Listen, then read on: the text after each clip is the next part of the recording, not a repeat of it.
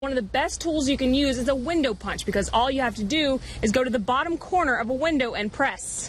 I have talked to a family member who says she thinks someone came in and just started shooting. Again, it hasn't been confirmed by police. It gives you a simple alert, like a phone or a text alert that you install in the car. That way, when you get out, you're reminded that there's precious cargo in the back seat. No bond and a slew of charges, including murder, for 22-year-old Mike Hill in the Dougherty County Magistrate Court this morning. Take a look at Tara Lee Harrell. She's 27. They believe she's got some helpful information in this murder investigation here this morning. And ever since the mural was uncovered, people have been stopping by and taking pictures as they pass through town to get a little piece of history. This is just some of the damage of Children's World of Osceola after fire broke out inside overnight. Now that the hole is patched up, police are looking for any leads to find those two burglars. If you have any information, you're asked to call Cuthbert Police. It was a scary night for the employees here after this man walked inside with a shotgun and grabbed some money before getting away on foot. The Bartletts are now offering a $2,000 reward for information that leads to the arrest of the person that intruded their home. The investigation continues into what really happened here at Rosewood Manor and if any more arrests or charges will be made. This morning, President Jimmy Carter welcomed 25 high school exchange students from Japan into his own school doors. The paddlers here tell me that this won't be their last fall float on the Flint. They hope to come back for years to come. Continuing our coverage of Ebola, health officials are emphasizing that Ebola patients are not considered contagious until they have symptoms. We've got those symptoms listed here, including heavy sweating. Take you live to eastern Ukraine this morning, where more planes carrying bodies of victims of the Malaysian Airlines crash are expected to leave for the Netherlands today. Breaking news from South Africa this morning, where Olympic runner Oscar Pistorius has been sentenced to 5 years in prison for killing girlfriend Riva Steenkamp. Students and staff never expect it could happen at their own school, but in seconds, at any hour, a shooter can enter a college or university campus. That's why campus police at schools throughout Southwest Georgia are doing everything they can to prevent that kind of threat. Don't be complacent. Just because things are going good now, you have to always think safety. Schools like Albany State University, Darton State, and Albany Tech train monthly. Active shooter drills are held on campuses at least once a year, and officers are often sent to drills and training throughout the state. They're trained to respond to the shooter before state, city, and county authorities even arrive. Anything they can do to prevent any number of victims or casualties. Can't wait for a SWAT team. It takes about 45 minutes to an hour. The way we train now, we got to go engage the active shooter. Procedures are also in place to alert the students, staff, and parents on and off campus of a lockdown, to hide and to stay quiet. Alerts can be sent by phone, over the school intercom, and by email. We have the capabilities here to send out whatever message we need to send. And we also have an outdoor warning siren that we can program different messages into. Definitely very comforting to know that they have procedures in place and they know what to do. God forbid anything like that ever happen here. With these types of shootings that seem to be happening more frequently across the nation, the latest tragedy at FSU hitting all too close to home. Police say they will continue to update their procedures and equipment as they learn more from these crimes to keep their campuses safe. In Albany, Christine Brown, WALB News 10. As soon as you step through the front doors to the Old Windsor Hotel in the heart of downtown Americus, you're transported back into time. The wood floors creak, the Victorian chandeliers give soft light to the vintage furniture, and the old pictures on the walls stare back.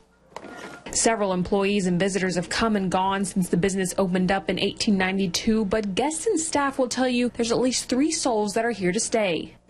2 spooky spirits, a housekeeper, and her daughter's tragic death in the shaft of this eerie elevator have haunted these halls since the 1920s. Housekeeper and her daughter, Emily May and Emma, they were pushed down an elevator shaft in the early 1900s by the mother's lover. And this is where guests say they experience most of the activity. They say throughout the night they can hear little Emma's footsteps running through the hall. Then a third ghoul, Floyd the Old Doorman, is said to have helped guests with their luggage. Had people tell us that some gentlemen helped them with their luggage and we don't have a doorman anymore. Visitors regularly tell the hotel staff about their friendly encounters with the ghosts. My wedding ring moved from this table to that table, or my door was open and then I was shut, and yeah, list goes on and on. Employees and guests say there's a lot of doubt out there about whether these tales are true, but they say after spending even one night in the haunted rooms of the 3rd floor. A bit of a skeptic until I started working here, and then I think you kind of just see one too many things you can't explain. You'll change your tune. In Americus, I'm Krystyne Brown, WALB News 10. Even on a cooler summer day like today, temperatures inside a vehicle can soar. It's pretty pleasant. I think it's in the 80s. Well, if you got inside that car in the sun, you're going to be between 95 and 100 degrees right quick like.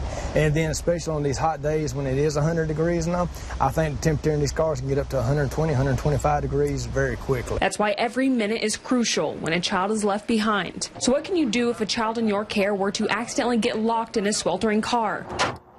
First, fire officials say it's always important to immediately call 911. If you're up there and you bang on the glass for 2 or 3 minutes, that's 2 or 3 minutes that, you could have somebody already there trying to get the child out. Next, they say to grab anything you can, a tire iron, a hammer, or any tool to quickly smash through a window. They say one of the best tools you can use is a window punch because all you have to do is go to the bottom corner of a window and press. But it's not always easy. Fire officials say aiming for the corner of the window will be a quicker, cleaner break. Anything hard right up in here, a lot of times you're hitting more of the mass of the glass and spreading it out over a larger area, and the glass holds up well. If you can aim for the corner, it puts more of a shock through the glass, and the glass will actually crumble. Then you cover your hand with a cloth and push the glass out before reaching in to unlock the door and pull the child to safety. In Albany, Krystyne Brown reporting, WALB News 10. At first glance, the surveillance video inside Village Peddlers in Cuthbert makes it appear as if these packages of drinks are moving on their own. Then, moments later, you see what's really happening. A masked man in camo and gloves appears, before quickly jumping back through the hole as an alarm goes off in the store that police say was made with this sledgehammer. A police car quickly arrives to check on the front of the business. As soon as they leave, the brazen burglar waiting outside and another masked man in red re-enter through the hole. That's when the thieves ransack the convenience store, getting away with thousands of dollars worth of cash and merchandise. Once in, they removed something like $11,000 that was in the safe. And they also took cigarettes and a few other little small things. The two thieves leave behind a big mess but make a quick, clean getaway. 2 weeks later, police now have an idea who the man in the red shirt is, and they believe he is in Albany. But they still need to identify the burglar in the camo shirt. We asked for the name of the known thief, but Chief Bobby Wiggins says it's too early in the investigation to release his name. He may run further.